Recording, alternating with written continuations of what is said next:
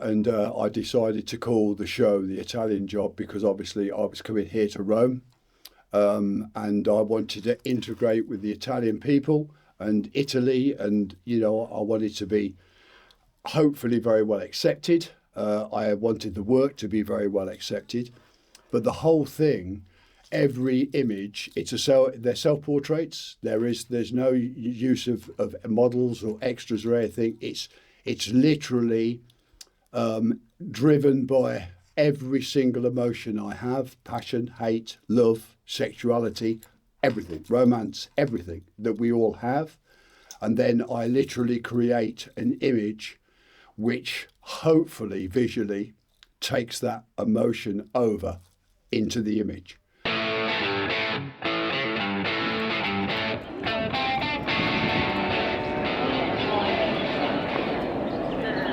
Music magazine. Yes. Oh, fantastic.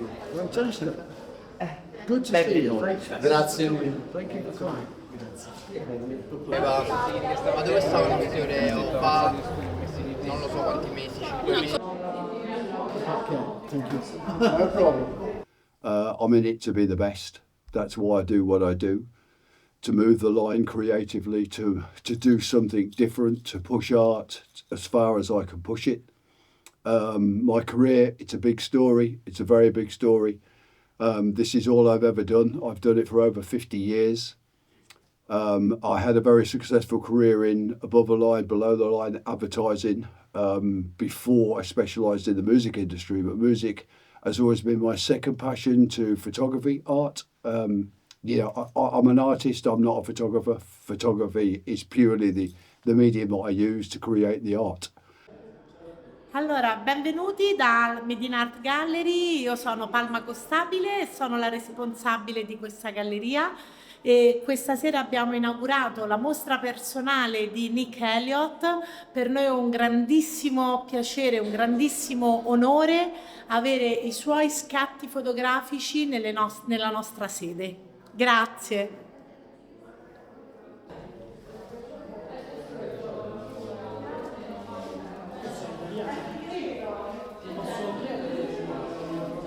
The music industry, as you know, not so much now, but kind of when I started to move into it in a big way, it was very creative. It was the time of 12-inch vinyls, 7-inch vinyls, and there was a lot of room, there was a lot of opportunity to create visually, which is obviously what I'm all about. This is Alessandro.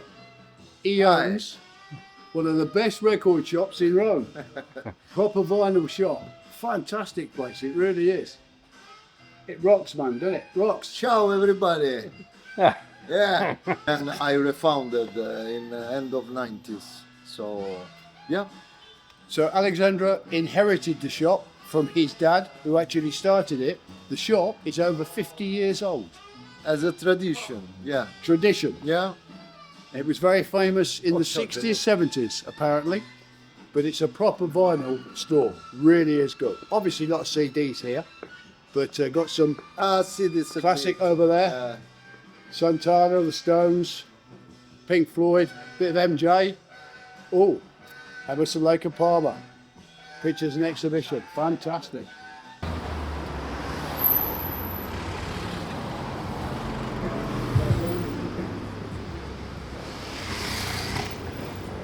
It's a closed circle. It's very, very difficult to get into and to be accepted, not only as a person, but as an artist.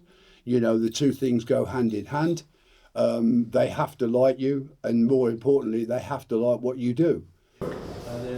E il suo paese è prettamente una comunità italiana, per cui è cresciuto in mezzo a persone italiane. E non parla una parola di italiano, l'unica cosa che potete sentirgli dire è ciao ciao. It's the centre of the world, Okay. and I think they understand what I'm trying to do with my art.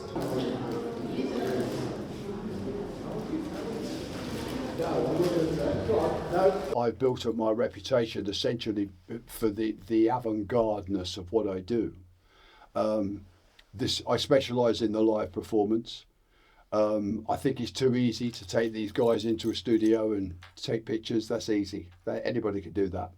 But you know, the style that I attempt to create is to tap into the inner personality of the artist, the emotion of the artist, and hopefully that's what comes through the visual image. Right, what's it like being in Italy? Here we are, central Rome. Quite late Sunday afternoon.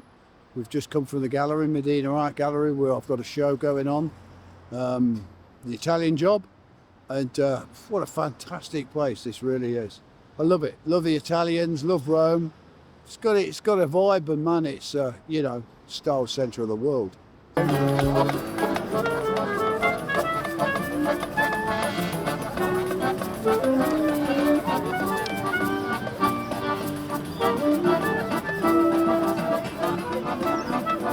Why did you decide to come and display in Italy?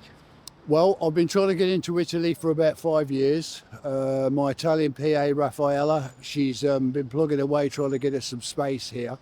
And I got the offer about 12 months ago to come here and show. And it was literally a chance of a lifetime. It's something I've always wanted to do. But the main reason for coming to Italy is basically because the work that I'm actually showing is part of a 7-year project that I've been working on through that period of time. And it's, we'll say, very, very dark, not very well accepted in the UK. And I thought the Italians would kind of be coming off the same sheet as me. You know, a lot more permissive, a lot more romantic, you know, a lot more passionate as a nation, more so than the UK.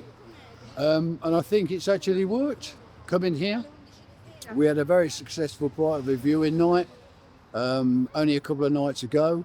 It was packed out, and there was an awful lot of response and feedback, and some heavy duty exchanges of dialogue, should I say, with people that were very, very interested in the source and the origin of why I'm doing the project. Anger, love, sexuality. And it's been a complete discovery of my inner self. Which are the chain? What chain you break? I think other people. You well, say. it was basically I no longer cared about what people thought. Yes, to feel So yourself. it opened up a total freedom Yes. of creativity.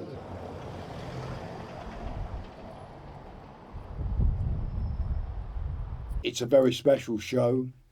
It's a joint style between 13 music images, and the rest are conceptual dark art, which is a project that I've worked on for the past 7 years.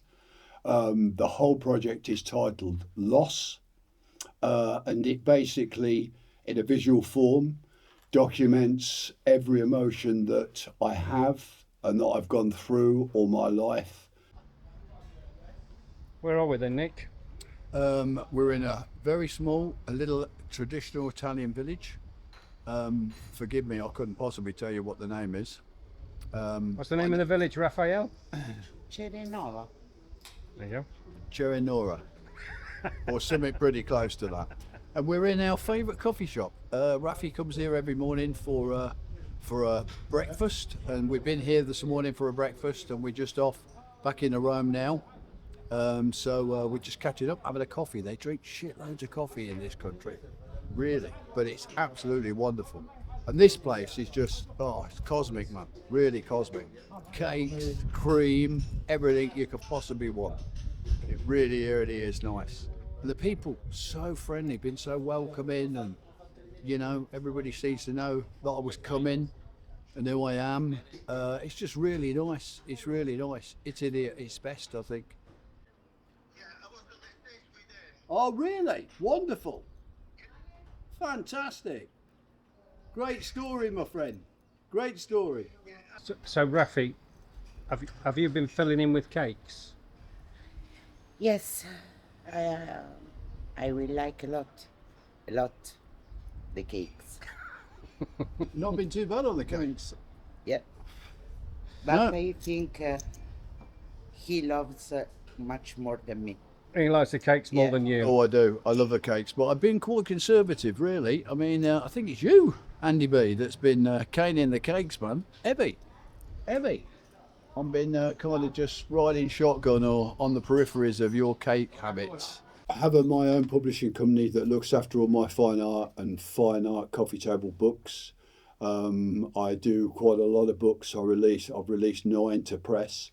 I think it's the only really true way of appreciating and showcasing the work, that along with touring exhibitions. I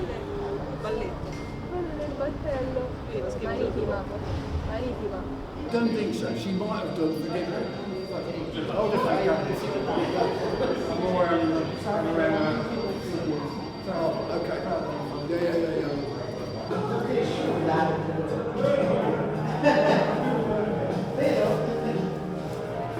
I would like to come back to Italy. We're talking to a couple of galleries in Milan to possibly do towards the end of the year or early part of next year. That's the plan. But I will definitely be back next year with another show.